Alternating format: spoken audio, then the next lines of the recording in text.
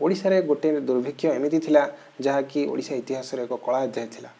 से समय रे तत्कालीन दिव्य सिंह देव राजांक नवम वर्षर शासन रे ये जो दुर्भिक्ष सृष्टि होइथिला ओडिशा रे यह द्वारा प्राय 33 मिलियन लोक एथिरे प्रभावित होइथिले। एथिरु 4 रु 5 लाख लोकंकर मृत्यु होइथिला। ई जो फेमिन बा ये जो दुर्भिक्ष सृष्टि होइथिला यह केवल इंग्रेज मानकर गोटे खामखेली नीति एवं सप्लाई डिमांड चेंज को पूरा न करि परिबा आउ तांकर स्टैटिस्टिकल डाटा बा से समय जो परिसंख्यान तांको पाखरे नथिला बा से समय से माने परिवेश को अनुध्यान करी से परिमाणर खाद्य शस्य को स्टॉक करि पर नथिले। इंटरेस्टिंगली आपण जानले आश्चर्य हेबे से वर्ष 1 लाख टन रो चाउल ब्रिटेन को रप्तानी करा जाइथिला इंग्रेज सरकार द्वारा। से समय रे जो चाउल आम रप्तानी करा गला से माने पुणी ओडिशा जते बेले हमर ड्रट बा मरुडी सृष्टि हैला बा ओडिशा रे जो फेमिन सृष्टि हैला ताकू एटा गोटे ग्लोबल इश्यू हे गला बा ग्लोबली एटा फेली गला जे इंडिया रे ब्रिटिश सरकार चलची एवं सेठी केमति लोक माने निजर जीवन हारुचंती बा से माने खाद्य अभाव केमति जीवन जाउची तांकर बा पोवर्टी एते तळे अछि।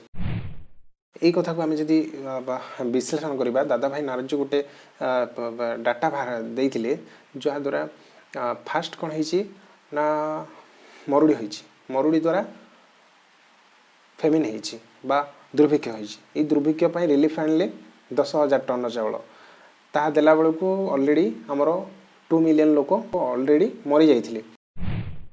से वर्ष जते बेले हमरो सरी सरी आसुची एमिति वर्षा हैला जो उपकूलर प्रबल क्षतिग्रस्त है से वर्ष एमती बन्या है पुणी शस्य नष्ट है पुणी रिलीफ जो ब्रिटिश सरकार ब्रिटेन रु पुणी आमदानी कला ये 4 गुणा उच्च दर में आमदानी कला।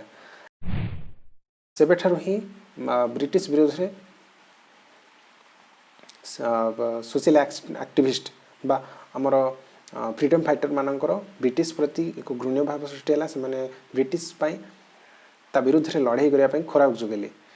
सेबेठारु हमर ए जो दुर्भिक्ष यह लिभि जाइछि सदा किंतु ओडिशा मानचित्र रे जो घटना घटी थिला अतीत रे ताहा ए पर्यंत मध्य आज जाय पीढ़ी पर पीढ़ी हम मन रे बंची रहिछि। एमती ओडिशा भारत एवं आम दुनिया विषय रे इंटरेस्टिंग वीडियो जानिया पई मो चैनल को सब्सक्राइब करंतु आउ ए वीडियो को जदी आपण भल पाउछंती ताले शेयर करंतु। खूब शीघ्र मो नेक्स्ट वीडियो आसीबो से पर्यंत रहउची। जय हिंद जय भारत।